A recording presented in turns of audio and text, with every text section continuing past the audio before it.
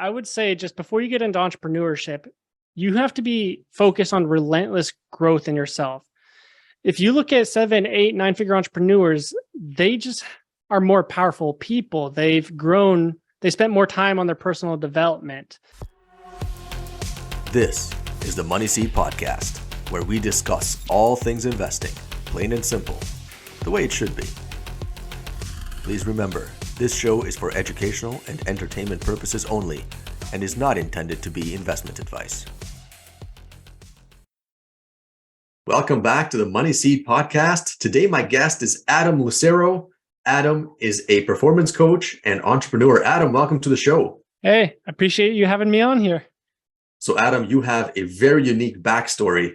Why don't you take us how this whole thing started? Because it is quite a crazy story. Yeah, it's just like the normal Wednesday. You go to a movie theater, you're watching it, and you get stabbed in the throat with the chef knife, just the classic one.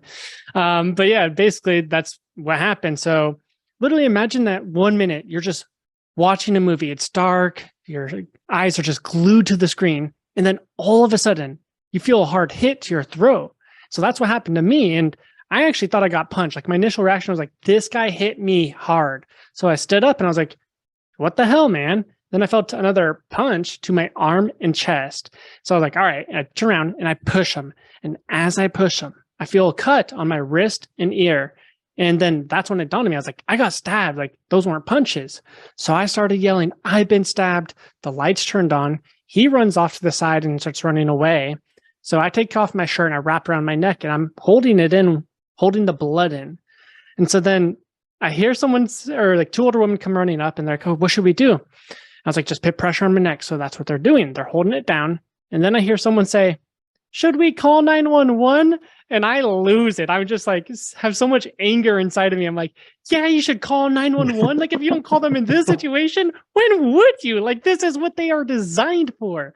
And so I always get a kick out of that in hindsight. But yeah, so 5-10 minutes passes. The paramedics come and they start asking me all these questions, what's your name? What year is it? Who's president? What's your mom's name? And I get it. They want to make sure I'm conscious and staying with them. But again, I'm just annoyed. I'm like, can you just save my life, And so they put me up on the stretcher and I feel all my wounds worse than the initial stabbing because I don't have the adrenaline in me anymore. And so they start taking me down the stairs, which there's a ton of them. And every step, it was just, I felt like I got stabbed in all those places 4 times because they had 4 people on a stretcher. And so it was the most excruciating pain I've ever endured and will endure, hopefully at least. And so they get me to the ambulance. And I remember thinking okay, the paramedics got me. I don't need to worry. I can start to relax. And as soon as I get that thought, I feel a cold rush through my entire body. And it was nothing I've ever experienced. And so that's when I realized I lost a lot of blood. I could die. Then I remember them grabbing an oxygen mask and walking over to me. I remember thinking, don't fall asleep. You're not supposed to fall asleep in this situation. They put it over my face. I'm out cold 5 seconds later. So I actually wake up 7 days later from an induced coma. And I was as weak and as broken as you could possibly be. First of all, living off tubes, you unplug them, you unplugged my life. My legs forgot how to work, couldn't use those anymore. I used to be 8% body fat, 170, but now I'm 6 foot and weighing 130. So I lost 30, 40 pounds, most of it muscle too. And besides that, I just felt pathetic, honestly. I couldn't think clearly. If you ask me, Adam, what's 11 times 11? I'll give you $5,000. Couldn't do it. Literally could not do it. My brain just was not able to. It was crazy. And then on top of it, in order for me to eat, which I couldn't eat for a while, it took me a few weeks of getting up to it. But once I was able to eat, I literally would have to nap in order to eat a meal because I would get so tired. Small things like that you would never think of. They just felt exhausting to me. It wasn't oh, I need to go to the bathroom. It was oh man, I need to get up and go to the bathroom right now. This is brutal. And so I was at this point where ultimately I didn't feel like myself. I lost my confidence. I had self-doubts, fears. I started questioning if I really still have the potential to go after my dreams in life. I always wanted to start a business. And at this point, I was like, can I still do this? Or is my potential just going to rot away with my ambitions? So fortunately, I chose in that moment that I was going to fight for my potential. I started researching the secrets of evolution, biology, and psychology that enabled me to build myself up again. What we can do to boost our energy, mental alertness, our mood, how to be more motivated in our day, and just step by step and going to my physical therapy, speech therapy, normal therapy, and just doing the necessary actions. Eventually, I was able to get through. And in fact, in 1 year, I was able to run a 459 mile again. I was putting up close to as much weight in the gym as before, not as much, but close. And I was just in a good place. And yeah, eventually I actually started a sales job up in Northern California. That's why I actually got stabbed. I was looking for housing for this job I accepted. And then I worked there for about 3 months, and things were going as great as it could be, on track for a promotion, only working 20 to 30-hour weeks. But something just didn't feel right inside of me. I just felt like my soul was being sucked out of my body. And so I eventually quit that and then worked with my brother on his business, and then eventually started my own business where I now help mainly entrepreneurs boost their performance and productivity, accomplish more in 4 days than they do in 1 and then 4. Said it backwards, but. Yeah, Adam, that's a crazy story. So let's go back to your recovery. I mean, maybe what were some of what are some of the tips or some of your secrets to recovery? Because that doesn't sound like something that you can easily recover from. Yeah. So in terms of the recovery, do you want more tips on the mindset it took to enable to pursue that? Or are you looking more tips on how to boost your energy, or what would you want tips on? Yeah.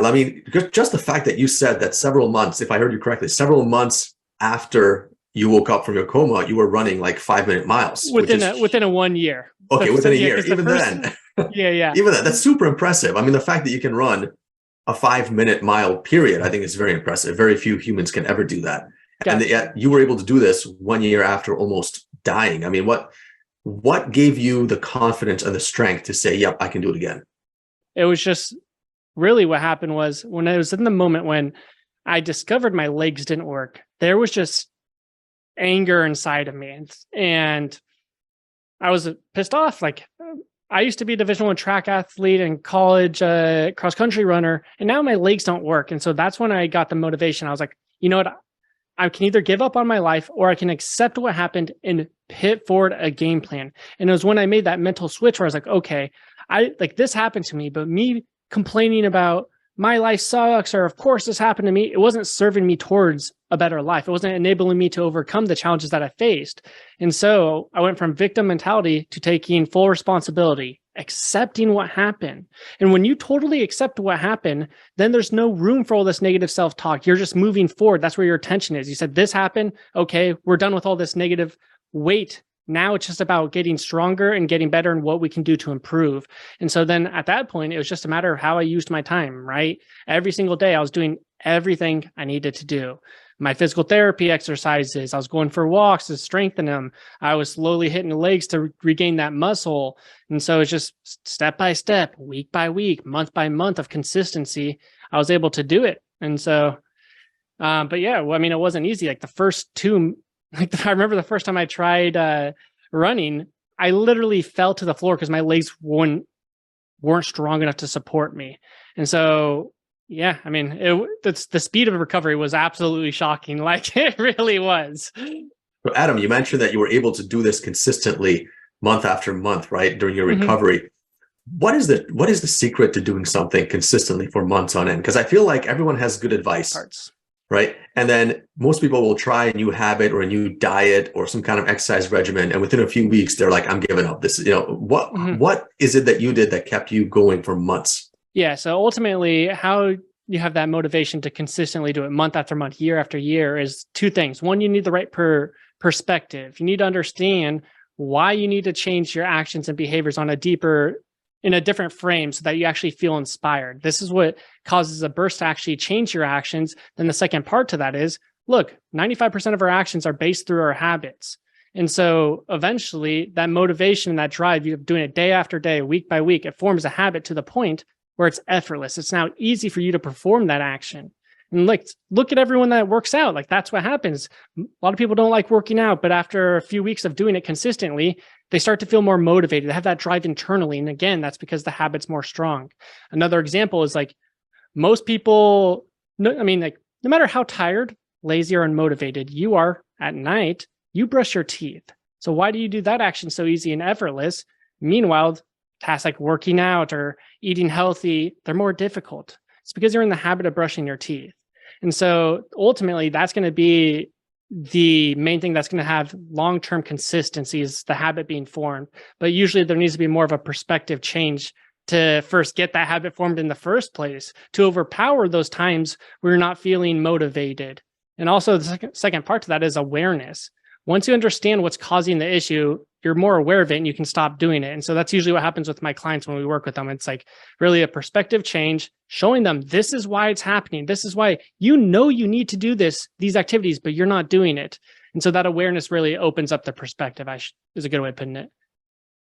And Adam, at what point did you say, hey, look, I can teach this to other people, right? How did you get your first client and how did you start your business? Yeah. So after I had my job, I quit and worked for my brother.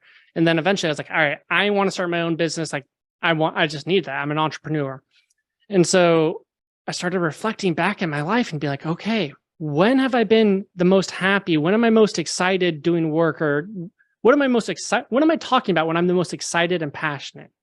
And then it dawned on me. I was like, I've had friends call me up and we're talking for like 90 minutes. They're like, Adam, I need help with my energy. I'm not feeling good. I just feel like I'm not doing as good in life as I should. Like, I'm kind of lost, don't have the clarity. And no matter what it was, when I was helping people become a stronger version of themselves and improve their lives, I lit up like a Christmas tree. I could be talking for 90 minutes, super high energy and excited. And then after the call, I still feel good. I'm like, I feel rejuvenated somehow. I'm like, I just put in 90 minutes of hardcore work and I'm rejuvenated doing it.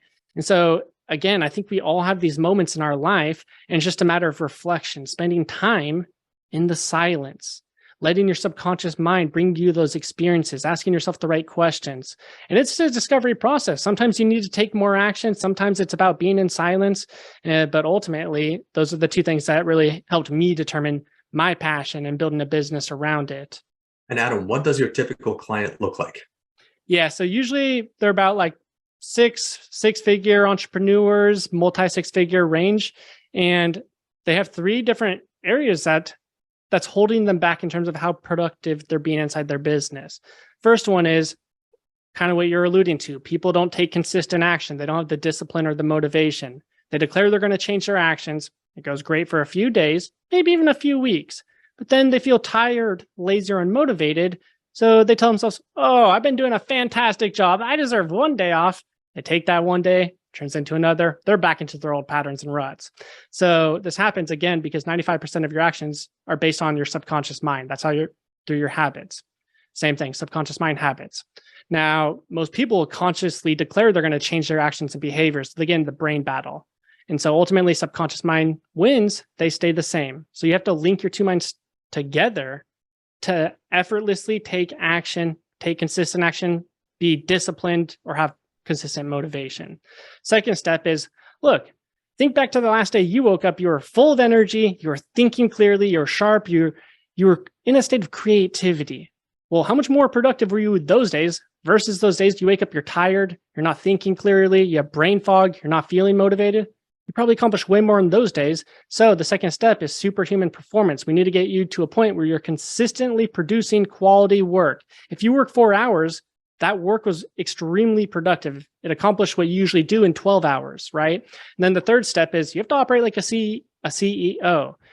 Cool. If you work 8 hours, but you're spending all your time doing tedious tasks like, oh, let me edit this video. Let me create this graphic. Let me do all the scheduling on my social media. It's like, cool. You're not using your time efficiently. Yeah, you might feel like you're being productive, but that 8 hours was spent doing tedious tasks that didn't actually grow your revenue or your business. So you need to be hyper-focused on the CEO level activities that are going to build your business. What's causing a restraint in your business? Overcome that. Then build out a team to do everything else. So those are really the 3 steps to it. It sounds like you're describing a professional athlete, right? Like Yep. you gotta sleep right, you gotta exercise, 100%. you have to watch your diet, you gotta Mhm. focus, you gotta practice. Is that a fair analogy? Oh, very good analogy. Very, very, very good. And what would you say are the best tips that you can offer to a young entrepreneur who's struggling with the things that you just mentioned? hmm So, what I would say is if you're struggling with your mindset, you feel like you can't get out of your own way, you don't have the consistent action, you don't have the discipline, motivation, however you want to frame it in your mind. If that's causing you to be plateaued in your life, then what you need to do is one thing: focus on forming the habit of keeping your promises to yourself. I swear to God, I tell every client that I work with, literally, if you were to take one thing away from me, just working with me, keep your promises to yourself. Because the thing is, I mean, just think about it. Like, what would your body look like right now if you kept your word to work out from 2 years ago?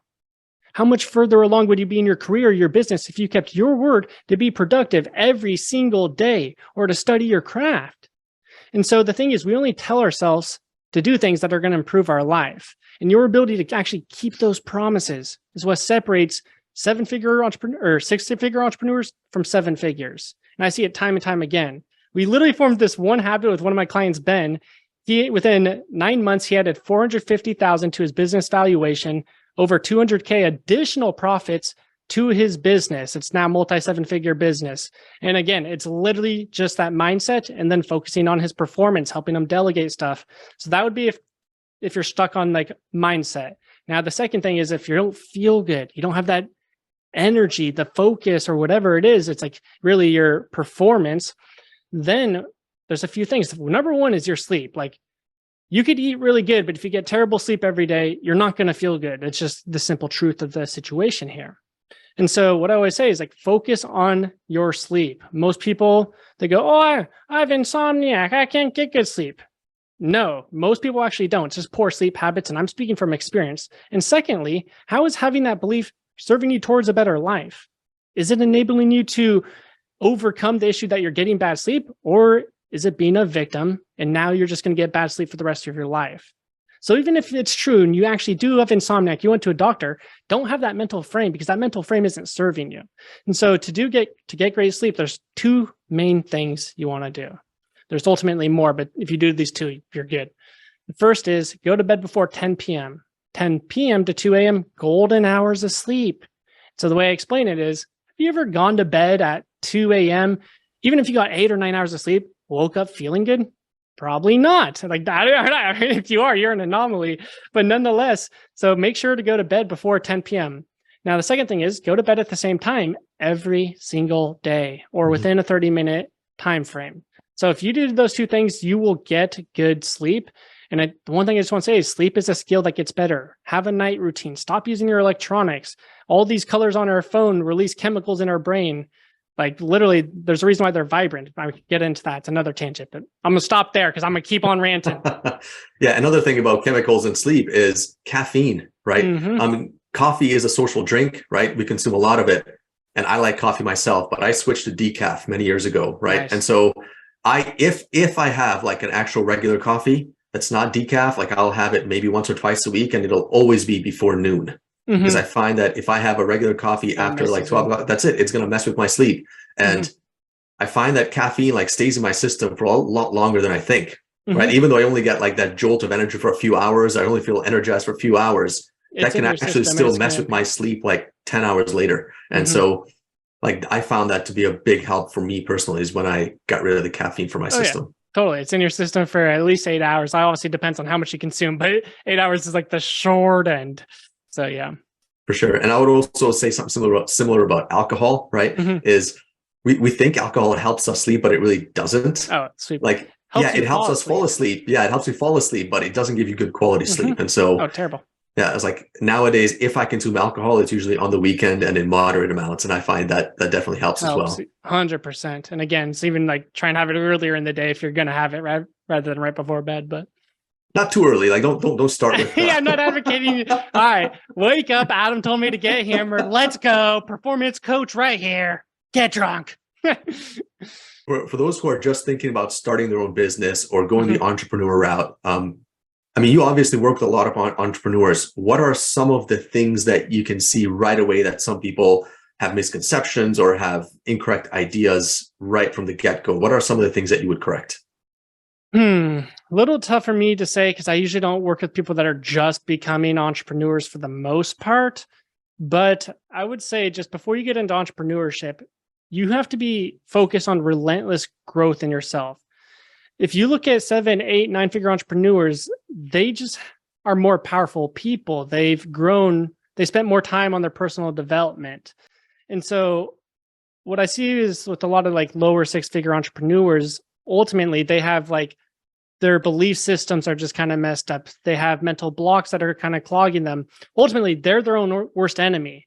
And so I just noticed that more of my successful students, you can even tell in the way that they talk. I don't like saying more advanced, but they're just further along in their journey and their self-development. Like they don't let their emotions dictate their actions. They take full responsibility instead of being a victim, and just key little sub pieces like that, like being committed, being responsible.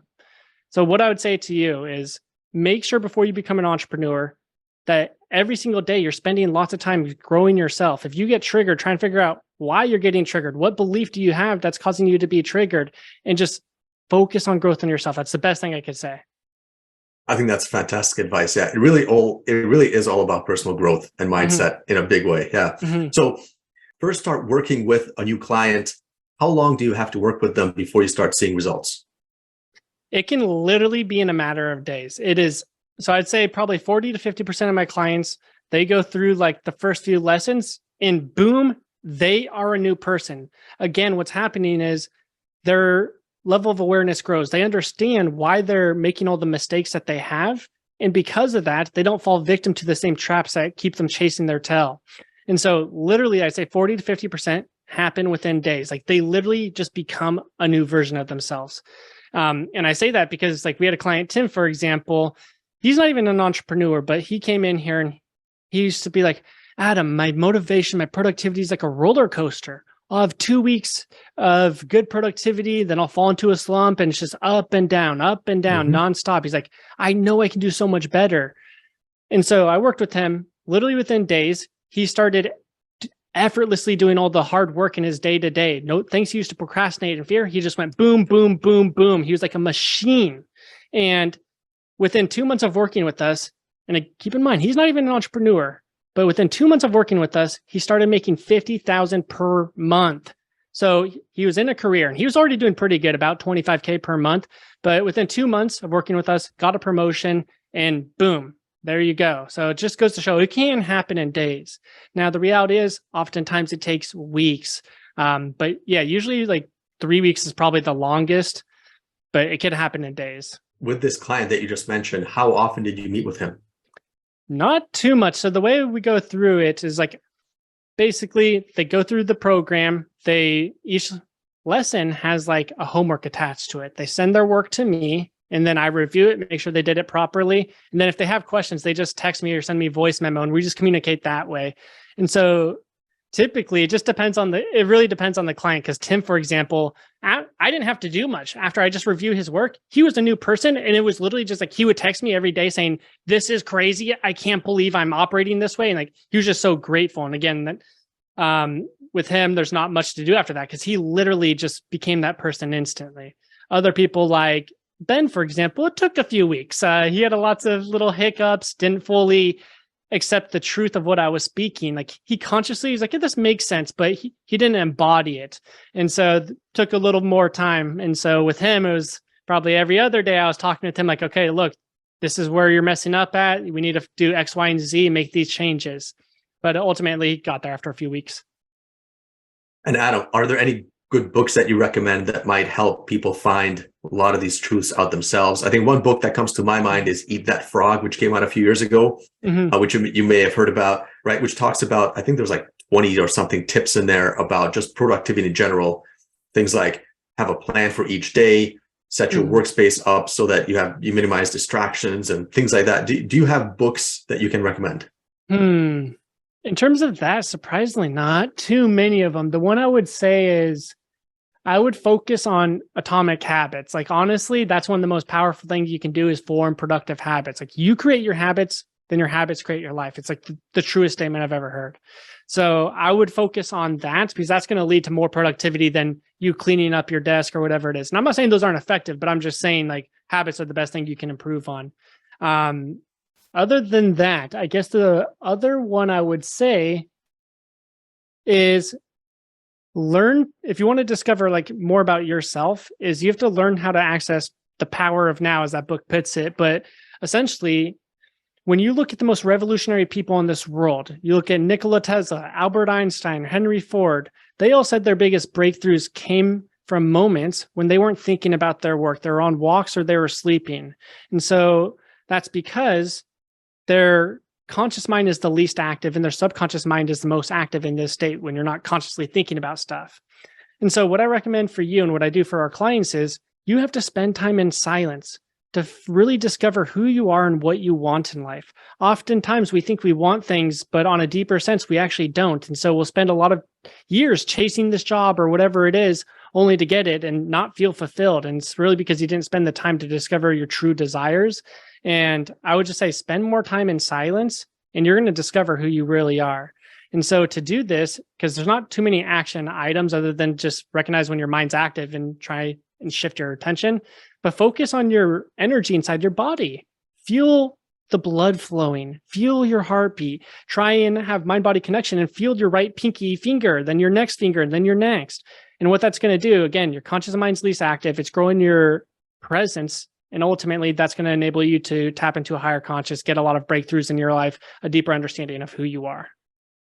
And I feel like that's a lost art in today's world, right? Just because everyone has their mobile phones with them, everyone has headphones and earbuds, and you're always on a podcast or YouTube video or something. And so yeah, it is kind of, you have to actually be consciously looking for silence. Yeah. Oh, and it's like I'm guilty as it too. Like I'm going walks and I pull out my phone and like, oh, check Instagram. I'm like, no, this is time I need to chill. Like I don't need to use my mental energy consuming more content. I need more time just to relax my mind. Like it's, And it's funny because I got a friend of mine and I meet with him every Saturday. We play chess in the afternoons, schedules permitting. And I'm always surprised that he's just not aware of the news, like, hey, have you heard about this? Or, hear about this politician or, this thing. And his answer is usually no, because, he doesn't watch the news and he doesn't do social media. And when I first, started to realize that he doesn't watch the news, I felt kind of weird. I'm like, how can you not watch the news? Like, it's just weird, right? And now, after I've known him for a few years, I realize, wait a minute, he's actually onto something. He's right? Onto it. You should. A lot of it is just noise, right? It's just noise. Most of it's useless. Yeah. Yeah. If it's not propaganda, which the vast majority of it is, that's trying to subconsciously influence you, and it does. Yeah. I mean, the news is terrible. Like I love that your friend does that because I'm the same way. As soon as I cut out the news, first of all, I just felt more positive in my day to day. When you focus on the news, it's so much negativity and that affects how you feel the rest of the day.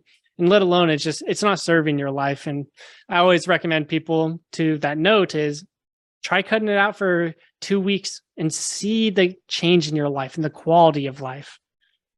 Yep, exactly. Adam, where can people reach out to you to learn more? 2 places. The first is if you're interested in working with us, you can go to superhumanceo.com and check out our case studies and then book a time to speak with me or my team. And then the second place is going to be my Instagram. So you can go to Adam Lucero, Lucero, then the number 1. So Adam Lucero 1. Perfect. I'll put those in the show notes, Adam, as well as the links to the 2 books that we mentioned. And one last thing, Adam, before we close out the episode, because I really want to know the answer to this question is, did they ever find out who attacked you and why? Yeah, so the cops were actually looking for him when he attacked me because 2 days prior, he stabbed a homeless man 50 times while he was sleeping. And so he was schizophrenic. So I actually have no hard feelings or resentment for him. I feel compassion for him almost because what happened was when he regained consciousness, because he was obviously clinically insane, couldn't be in court. And so he worked with a psychologist, but when he regained consciousness, he found out what happened and he pled guilty. He felt terrible about what he did. And so that just goes to show that his intention, he's coming from a good place. He was just battling his own demons. When you're schizophrenic, you're in another world, you're in another dimension. You're not thinking clearly. And so I always like I've been debating like going up there and visiting him and telling him like, look, man, like I'm good. Don't worry about me. Like my life turned out good. But at the end of the day, he killed another person. So I'm just hoping he was able to live with himself and overcome it. But yeah. Adam, thank you very much Mhm. for your time today. I think your story is super empowering and inspirational. And thanks for all that you do. Keep up the good work. Appreciate it.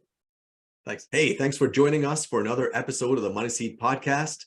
Please remember to click like and subscribe. It really helps spread the message to other investors and it helps attract new viewers to the show. We appreciate your support. Thanks very much.